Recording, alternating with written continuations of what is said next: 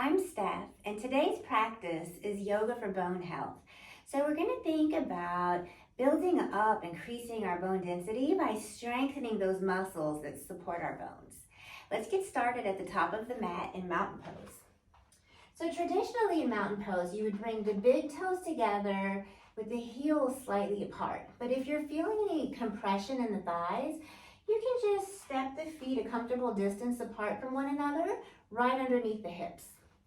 And we're gonna lift the toes, lift all 10 toes, and then think about rooting down through the big toe mound, the pinky toe, and through the heel. I like to think of like the 3 corners of the foot. And then as you press down, squeeze the inner arches together, lift, lift, lift from that place all the way up through the pelvic floor. So we're thinking about lifting, drawing upwards, lift the chest, let the shoulders relax back and down in a way that's natural. And maybe close the eyes for a moment as you begin to anchor into your breath. Inhale through the nose. Exhale through the nose. And then we'll blink the eyes open and think about drawing the kneecaps up to lift the quadriceps, really strengthening through the legs. Mountain pose is an active pose. And on the next inhale, begin to circle your arms up, bring the palms together, and then slowly in Anjali Mudra, we bring the thumbs right to the heart. Press the hands into each other to feel that active engagement of the lats across the back. Draw the belly in and up as we continue to lift and grow tall through the crown of the head. Pause here for a moment.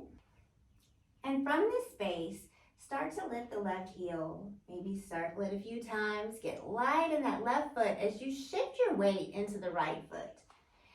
Rooting down through the right foot, begin to lift the left leg. And as you're ready, step the left foot to the back of the mat, setting up for high lunge, sometimes known as crescent lunge pose. Release the arms down to the side, and both hip points are pointing towards the short edge of the mat.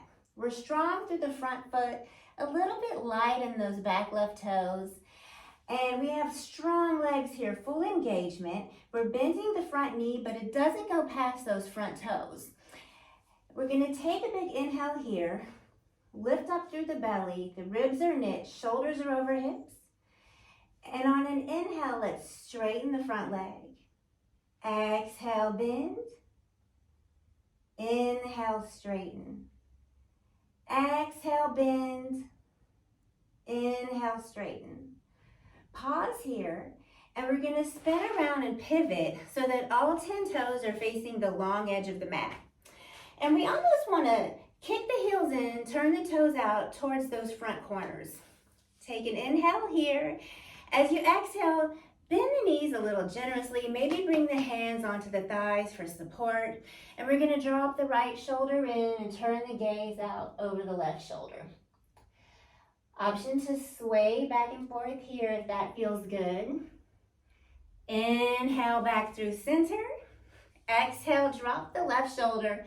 Turn the gaze out over the right shoulder. Sway back and forth here.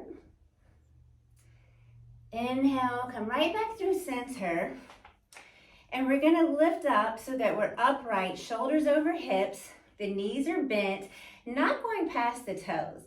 And we're gonna begin to lift the right heel on an inhale. Exhale, lower right. Inhale, lift left. Exhale, lower left. Inhale, lift right. Exhale, lower right. Inhale, lift left.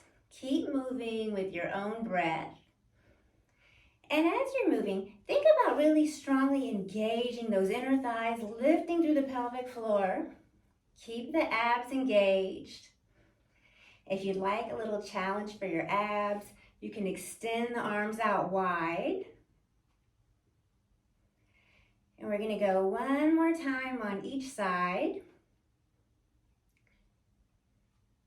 Then lower both, straighten the legs, lower the arms if they're lifted, pivot around to face that short edge of the mat, and step the right foot up next to the left.